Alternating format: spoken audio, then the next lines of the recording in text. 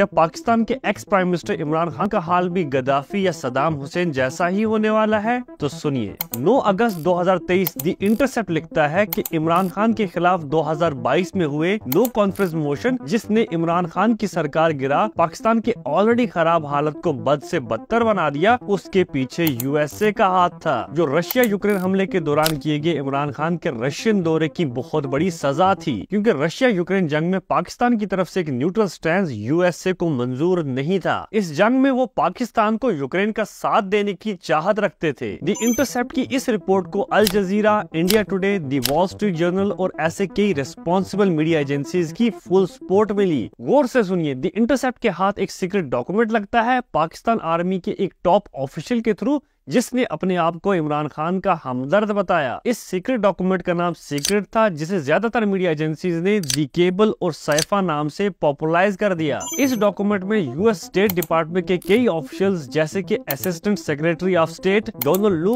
और पाकिस्तान के उस वक्त के यूएस एम्बेसडर असद मजीद खान के बीच इमरान खान को लेकर हुई एक सीक्रेट मीटिंग की डिटेल्ड इंफॉर्मेशन है। ये डॉक्यूमेंट इमरान खान को लेकर यूएस और यूरोप के टॉप ऑफिशियल के गुस्से का इजहार करता है। ये डॉक्यूमेंट रिवील करता है कि डोनाल्ड लू अपने पाकिस्तानी काउंटर पार्ट को एक धमकी भरे अंदाज में बताते हैं कि यूएसए और यूरोपियन यूनियन इमरान खान से बेहद नाराज है उनके रशियन दौरे और इमरान खान की एक रैली को लेकर। हम आपके सामने क्या है? क्या हम कोई गुलाम हैं कि जो आप कहेंगे हम कर लें? इमरान खान की इस रैली के दूसरे दिन ही ये सीक्रेट मीटिंग हुई। इस मीटिंग में डोनाल्ड लू कहते हैं कि मैंने यूएस नेशनल सिक्योरिटी काउंसिल से डिस्कशन की और वो साफ साफ ये कह रहे हैं कि ये पाकिस्तान की नहीं बल्कि इमरान खान की पॉलिसी है। इस डॉक्यूमेंट के मुताबिक डोनाल्ड लू ब्लंटली ये कहते हैं कि इमरान खान के against no confidence motion raise की जाए और अगर ये नो कॉन्फ्रेंस मोशन सक्सेसफुल रहा और आप इमरान खान की सरकार को गिराने में कामयाब हो गए तो अमेरिका आपकी सारी गलतियां माफ कर देगा,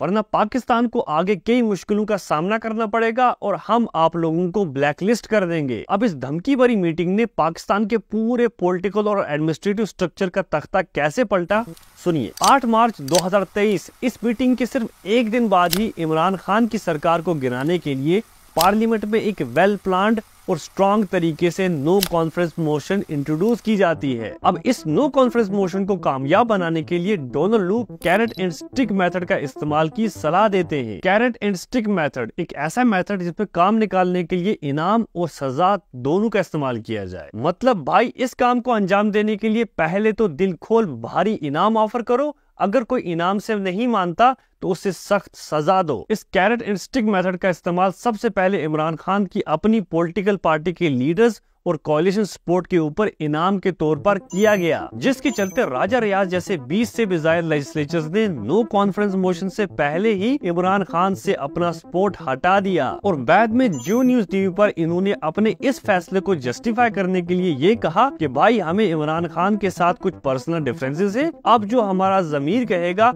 हम उसी की सपोर्ट करेंगे। अपनी ही पार्टी मेंबर्स और कोalition पार्टी के मेंबर्स का साथ न मिलने की वजह से इमरान खान की तहरीक-ए-इंसाफ पार्टी, जिसके लोअर हाउस में 155 सीट्स थी, 172 वोट्स जो उन्हें पावर में रहने के लिए चाहिए थे, को अचीव नहीं कर पाती। रिजल्ट 10 अप्रैल 2022 दी केबल नामी उस सीक्रेट मीटिंग के सिर्फ एक महीने बाद Imran Khan no confidence motion हार जाते हैं और उन्हें प्राइम मिनिस्टरशिप से हटा दिया जाता है। हम कोई किसी से दुश्मनी नहीं चाहते, हम सबसे दोस्ती चाहते हैं, हम किसी कैंप में नहीं हैं, लेकिन क्योंकि हम न्यूट्रल हैं, इंशाल्लाह हम उन मुल्कों के साथ मिलके एक दिन कोशिश करेंगे कि जो यूक्रेन में जंग है ये बंद हो। इस स्पीच में पाकिस्तान के ex prime minister Imran Khan India की तरह पाकिस्तान को भी रशिया यूक्रेन वार में एक न्यूट्रल पोजीशन रखने का ऐलान करते हैं। उनका मानना था कि जंग तो उनकी है, हमें इस सबसे क्या। जैसे कि इससे पहले कहा, दी केबल नामी मीटिंग में डोनाल्ड लू पाकिस्तानी काउंटर पार्ट को धमकाते हुए कहते हैं कि हम जानते हैं रशियन विजिट और इमरान खान की स्पीच पाकिस्तान की तरफ से नहीं इमरान खान की तरफ से है, इसे ठीक करो हम सब माफ कर देंगे। तो इसे फिक्स करने के लिए उस वक्त के पाकिस्तान आर्मी चीफ कमर बाजवा पब्लिकली अपने ही प्राइम मिनिस्टर इमरान खान के बिल्कुल अपोजिट एक ओपन स्टैंड लेते हुए स्पीच में रशिया को क्रिटिसाइज करते हैं और रशियन हमले को एक बहुत बड़ी ट्रेजेडी का नाम देते हैं। इस स्पीच के साथ वो इंटरनेशनल लेवल पर ये मैसेज पहुंचाते हैं कि नहीं, पाकिस्तान की न्यूट्रल पोजीशन वाली पॉलिसी इमरान खान की थी। पाकिस्तान तो रशिया के बिल्कुल खिलाफ है। इमरान खान को प्राइम मिनिस्टरशिप से हटाने के बाद पाकिस्तान की फॉरेन पॉलिसी एकदम से चेंज होते हुए नजर आई और पाकिस्तान रशियन यूक्रेन जंग के चलते साफ साफ यूएस और यूरोप का साइड लेते हुए नजर आ रहा है। यहाँ तक कि पाकिस्तान अब यूक्रेनियन आर्मी को हथियार तक सप्लाई कर रहा है। पाकिस्तान में बने हुए शेल्स और एमुनिशन के फोटोग्राफ्स यूक्रेन वार में कई बार मीडिया ने हाईलाइट भी किए हैं, जिसके रिस्पॉन्स में पुतिन गवर्नमेंट के स्पोक्स पर्सन ने ये कहा कि अगर ये सच हुआ तो रशिया पाकिस्तान के रिलेशनशिप पर इसका बेहद खतरनाक असर पड़ेगा। गौर से सुनिए। पॉइंट नंबर 1, अप्रैल में इमरान खान को प्राइम मिनिस्टरशिप से हटाया गया। अवाम ऑलरेडी इस बात को लेकर बेहद नाराज थी, तो जब 9 मई को उन पर करप्शन का इल्जाम लगाते हुए गिरफ्तार किया गया तो उनकी गिरफ्तारी के खिलाफ उनके सपोर्टर्स गलियों में उतर आए और वायलेंट होकर मिलिट्री बिल्डिंग्स, मिलिट्री इंस्टॉलेशंस और हाई लेवल मिलिट्री ऑफिसर्स की रेजिडेंस तक पर हमले बोल दिए। पुलिस ने हजारों प्रोटेस्टर्स को गिरफ्तार किया और उनके केसेस मिलिट्री कोर्ट्स में ट्रांसफर कर दिए गए, जिसे ह्यूमन राइट्स ग्रुप जैसे कि एमनेस्टी इंटरनेशनल ने कंडेम करते हुए इसे इंटरनेशनल लॉ की खिलाफ वर्जी बताया। पॉइंट नंबर 2, द सीक्रेट नामी वो डॉक्यूमेंट द इंटरसेप्ट के हवाले पाकिस्तान आर्मी की किसी हाई ऑफिशियल ने किया था। तो अब ये दो चीजें जो इमरान खान के फेवर और पाकिस्तान आर्मी और बाकी पॉलिटिकल पार्टीज के खिलाफ थी, इन्हें एक लीगल तरीके से सप्रेस करने के लिए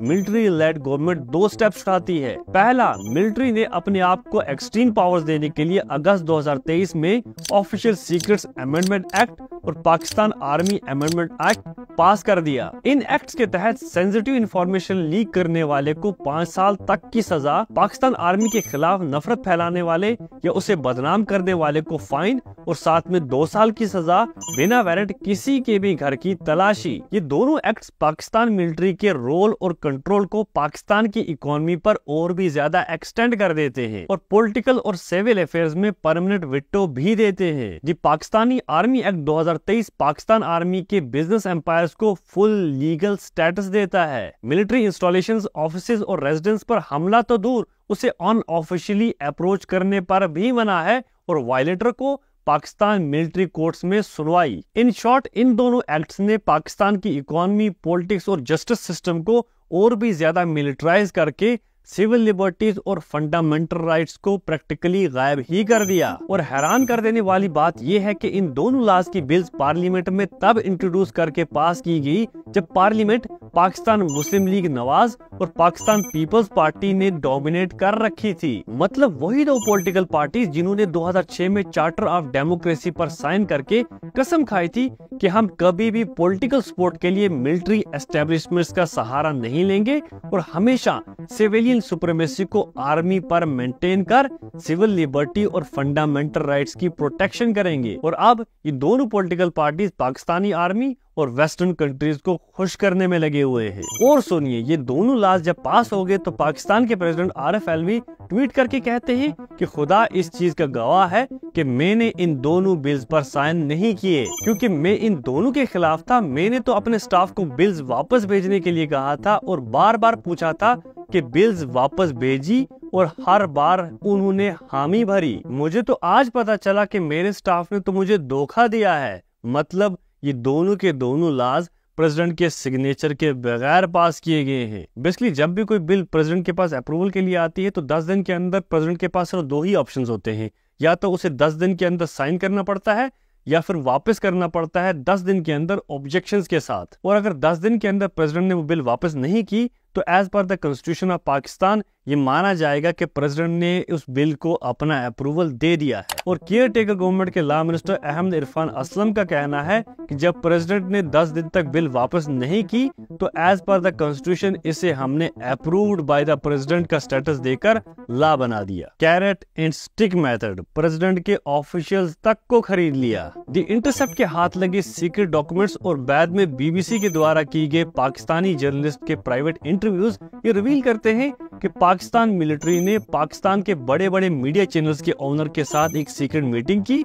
और उन्हें साफ साफ धमकाया गया कि इमरान खान और उसके सपोर्टर्स की कोई भी पुरानी या नई कवरेज या न्यूज आपके चैनल पर ब्रॉडकास्ट नहीं की जाएगी। वो कहते हैं कि मीडिया को नुकसान पहुंचाने के लिए उनके पास कई हथियार हैं। वो हमारी प्रिंट डिस्ट्रीब्यूशन पर रोक लगा देंगे, हमारी केबल्स को नुकसान पहुंचाएंगे, करप्शन चार्ज, ब्लैकमेल वगैरह। तो अब हम मजबूर हैं। इमरान खान पर बंदूक से जानलेवा हमला भी हुआ।